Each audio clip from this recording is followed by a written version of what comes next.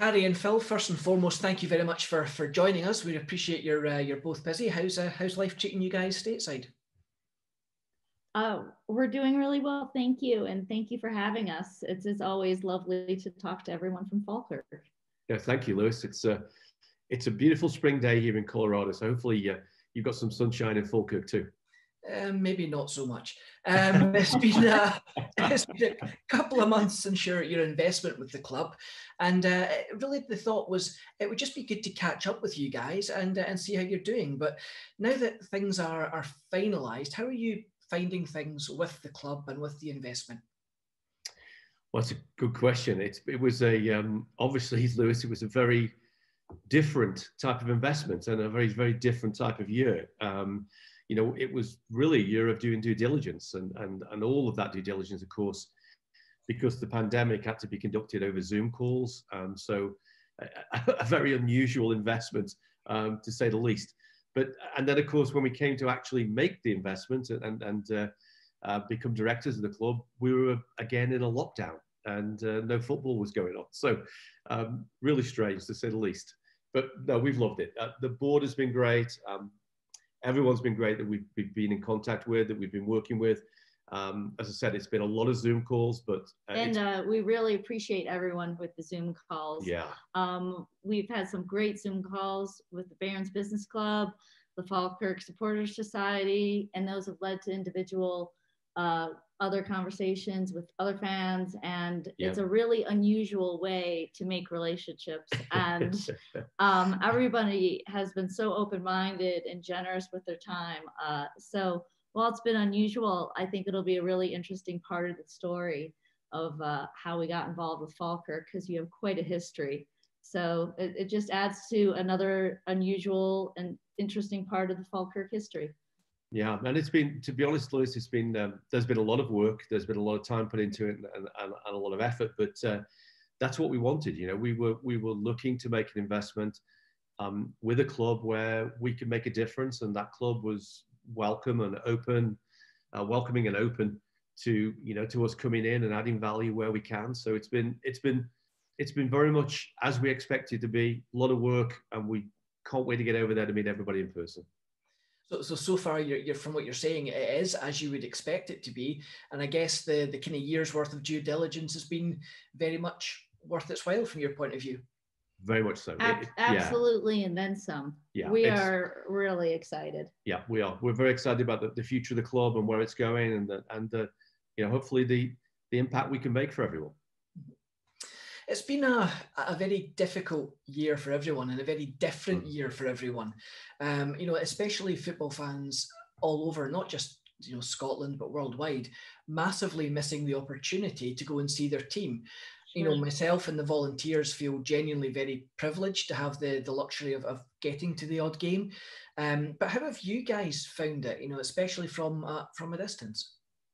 Well, again, I hope this isn't the theme of the interview, but it's been very difficult too. It's been tough not to be at the games, and we're our hearts, we're fans, and we want to be there, and we want to see the games live in the stadium and feel the atmosphere and the energy and see the players, and without that, it's been tough. But thanks to you guys, all the volunteers at Falkirk TV, because that's how we've stayed in touch. We've watched every game from afar, and I've got to say that if it wasn't for the hard work of people like Gary Deans behind the scenes, working with the League One clubs, we wouldn't be back where we are now, with games to watch. So thanks to you, thanks to Falkirk TV, thanks to Gary for all his hard work. But watching from afar is tough.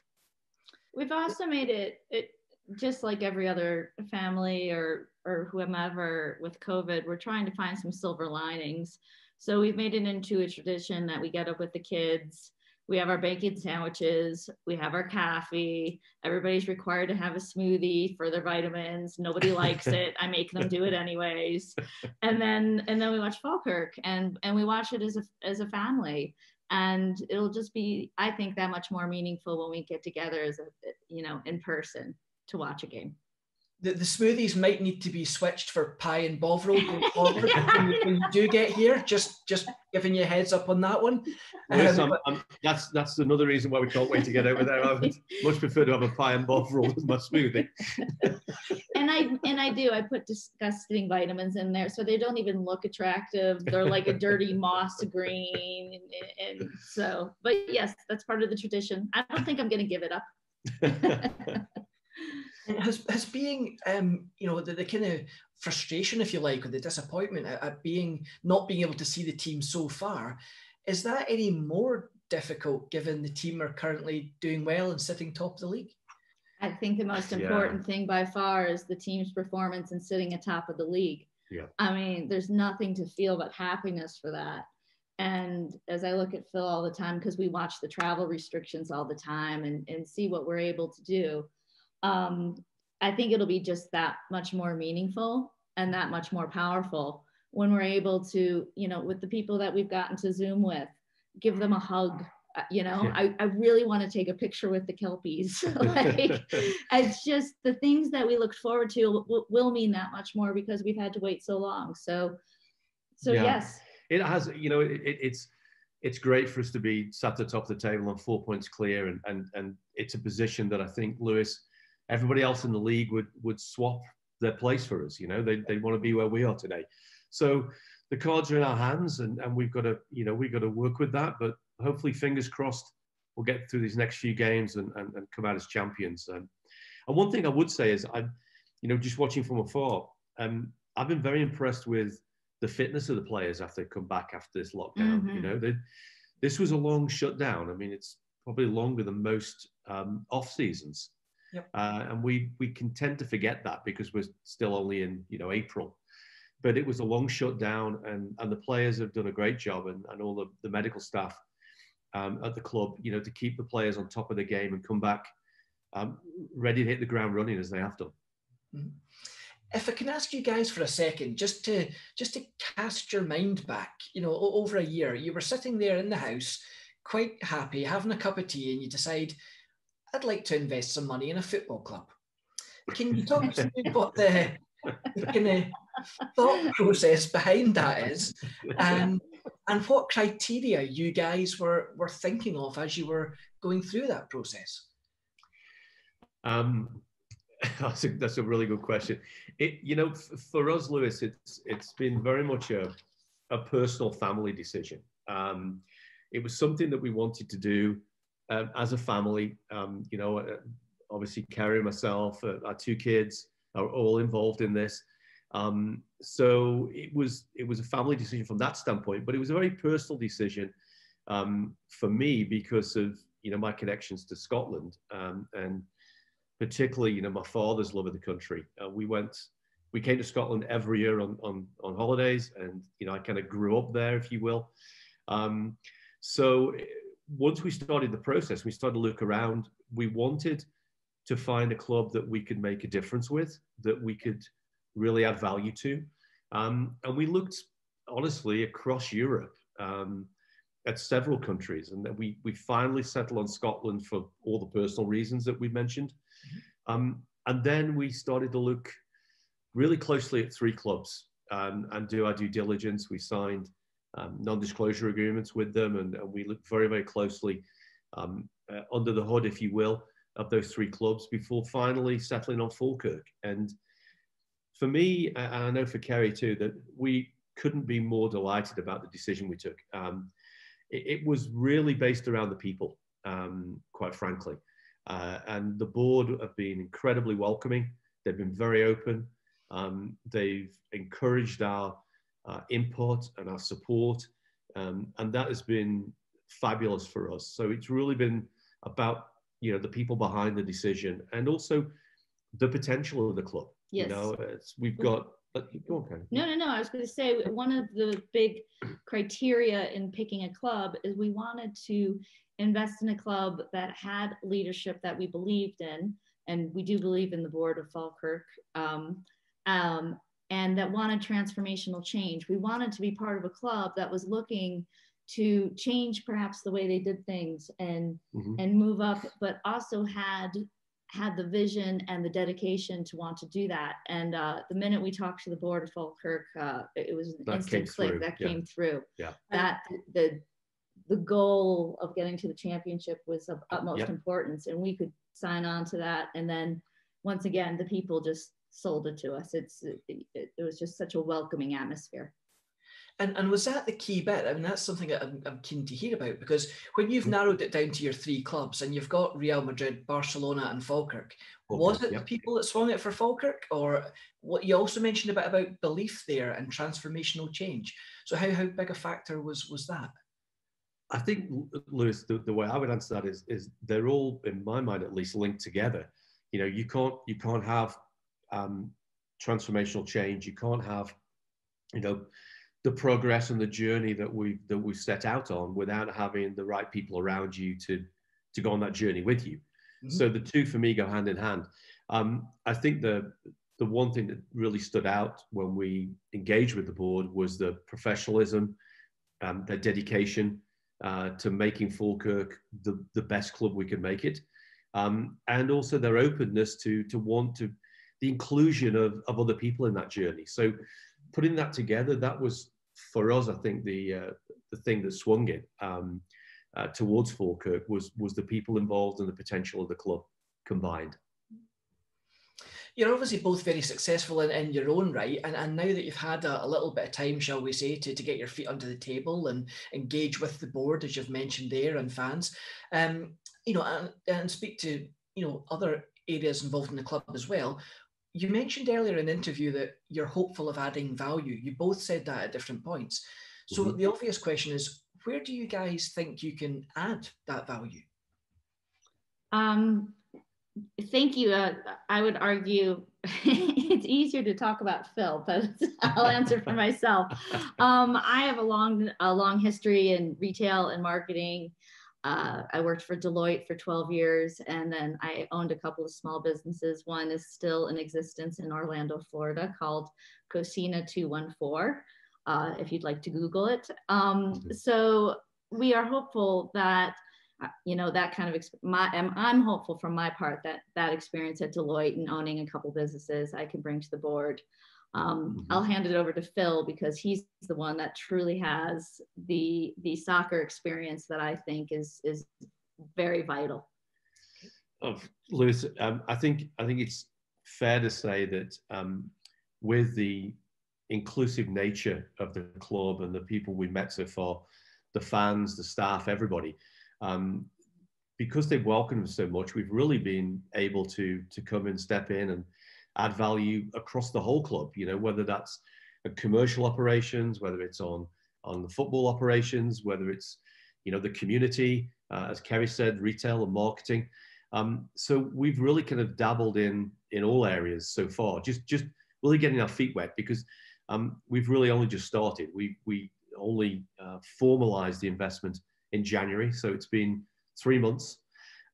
So a fairly brief period of time, but in those 90 days, we've been able to learn a lot about Falkirk, a lot about the community, a lot about the fan base, a lot about the way the club is run.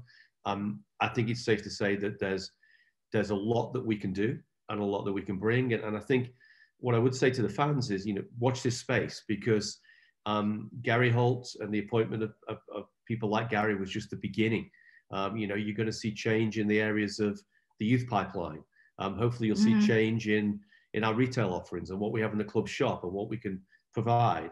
You'll see hopefully change in our commercial operations and how we can engage with our fans and our sponsors. But we're just at the beginning of the journey. So there's a lot to look forward to. And I know Carrie and I are looking forward to working with everybody there to make that happen. And on the back of that, I mean, there's a fair breadth of offerings you're talking about there. Do you have any specific targets in mind between you both in terms of where you would like to get with Falkirk, whether that's in terms of infrastructure, whether it's on the field, off the field? Yeah, very much so. And in fact, I would take that further and say not just the goals of Carrie and I, but the goals of the whole club. You know, as a board, we've put together a plan. It's a very detailed plan, and it's got some very, very clear goals for us. Obviously, in the short term, the big goal is to reach the championship, and hopefully we can get that achieved in his next few weeks. So fingers crossed. But obviously, of course, in the longer term, you know, we want to be a top 6 Premiership club. Falkirk is a big club. I think as part of our due diligence, we learned it's got what, the 9th biggest supporter base in the country. Mm-hmm.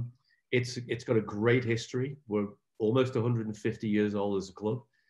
Wouldn't it be great to celebrate that 150th anniversary back in the Premiership? You know, that's our goal. And Carrie, what would you add?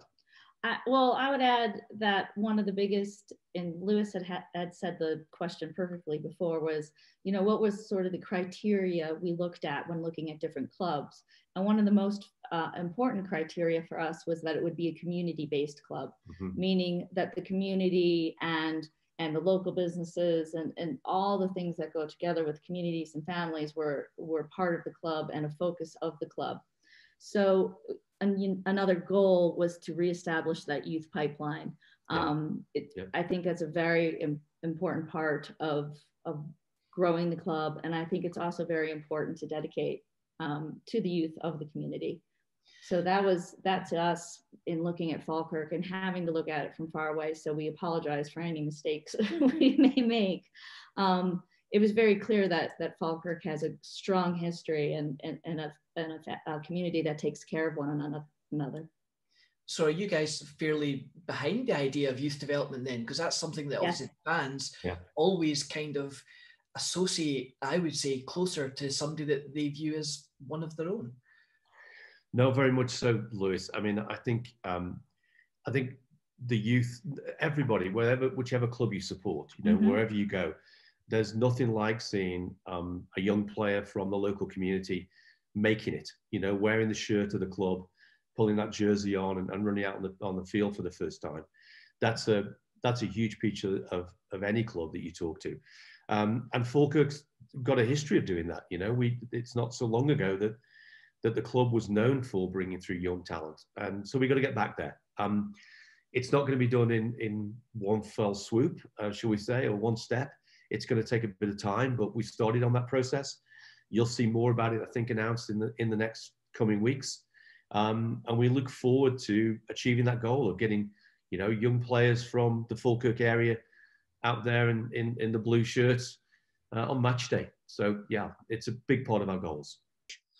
We want Falkirk to be known as a well-run club, a club that's open and transparent with all its communications with fans and sponsors. But one of our key goals is also balanced ownership.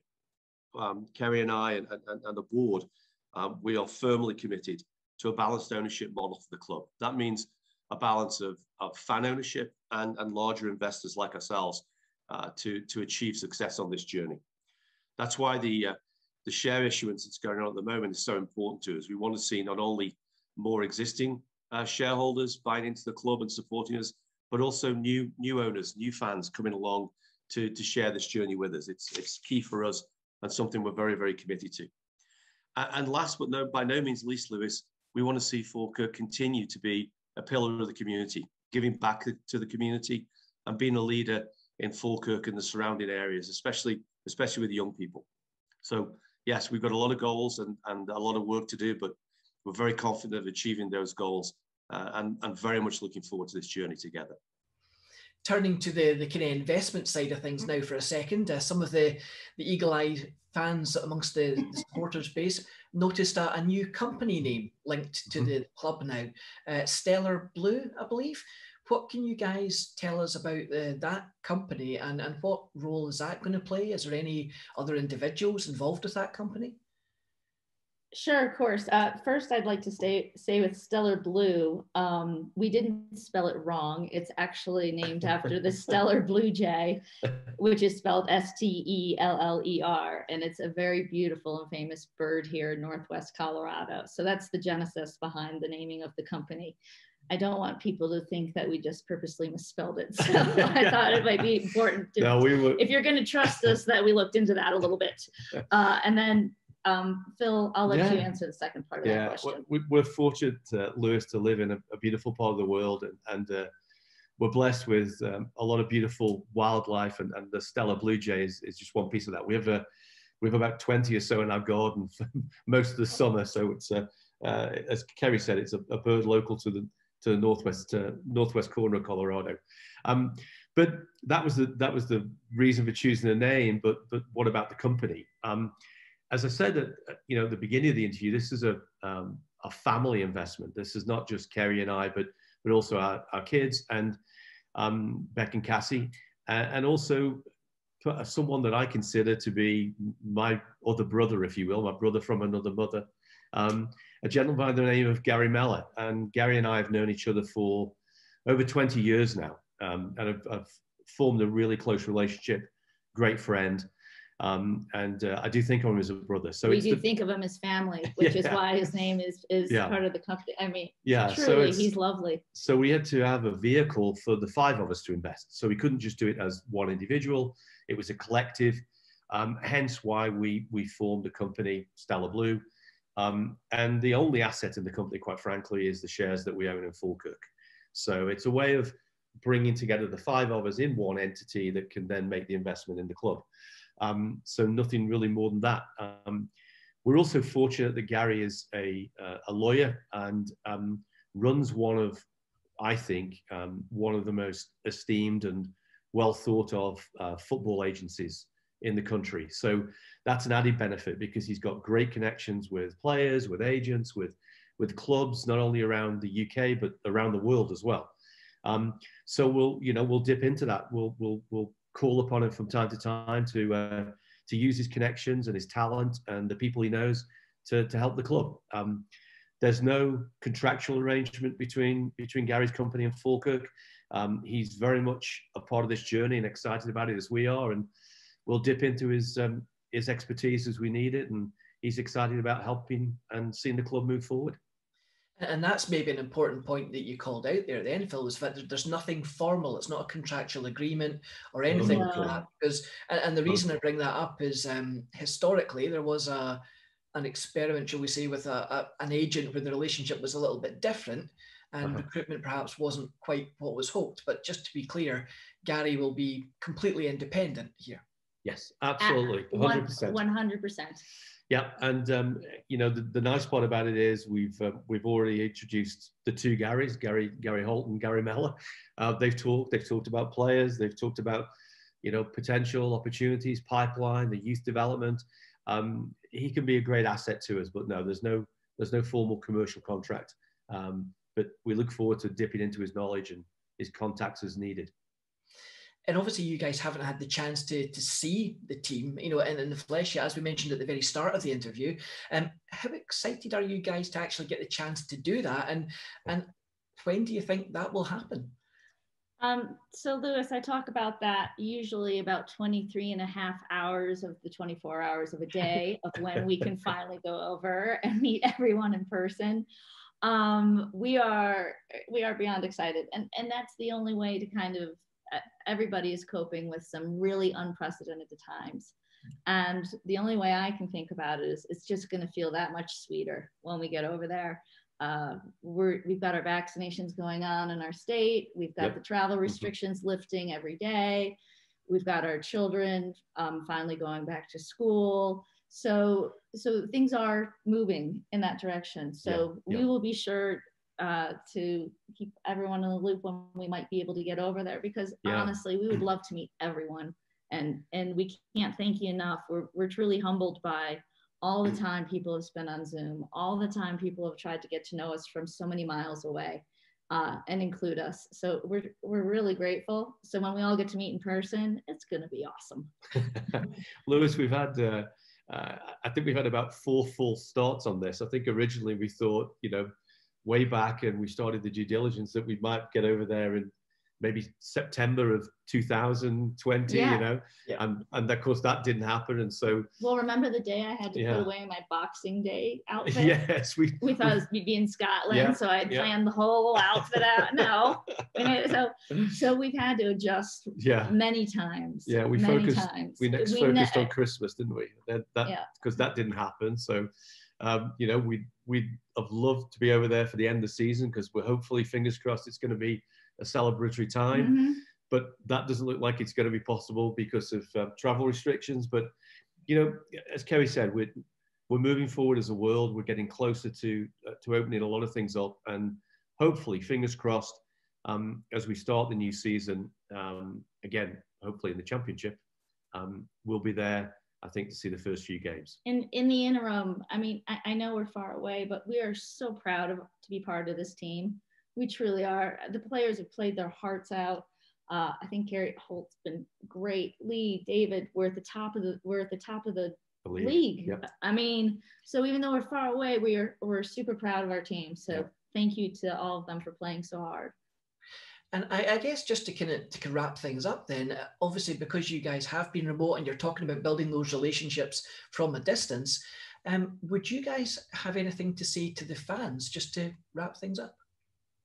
Yes, absolutely. Well, first of all, thank you to everyone we've met. We've met several fans, dozens of fans actually, through Zoom calls, through the Bairns Business Club, through the Falkirk Supporters Society, and all the calls that we've had with sponsors and partners and everyone else. So first of all, thanks. And then the message, Lewis, I think is very clear. This is an exciting time to be a fan of Falkirk Football Club. We selected the club because of its ambition, because of its potential, because of its desire to get back to the top of the pyramid in Scottish football. And we're just delighted to be part of that. And I'd say to the fans, watch this space. There'll be a lot of exciting news over the coming months. And hopefully we can see a return to Championship football next season, and then push on from there and look at getting ourselves back to the Premiership. And I think truly where Falkirk belongs. Yeah, just to reiterate that, thank you. We've been very, very humbled at how welcoming people have been. We are we're investing from a very far away place, and people have been open-minded and said, oh, hey, it'll be great when we meet in person, but until then, here's what I do, and here's why I'm a fan, and here's what I love. And so we've been able to learn so much more. But just really, everybody's made us feel so very welcome from so far away under such difficult circumstances. I think that speaks the world of the fans. Well, Phil and Carrie, thank you very much for your time. Thank you, Lewis. Thank you.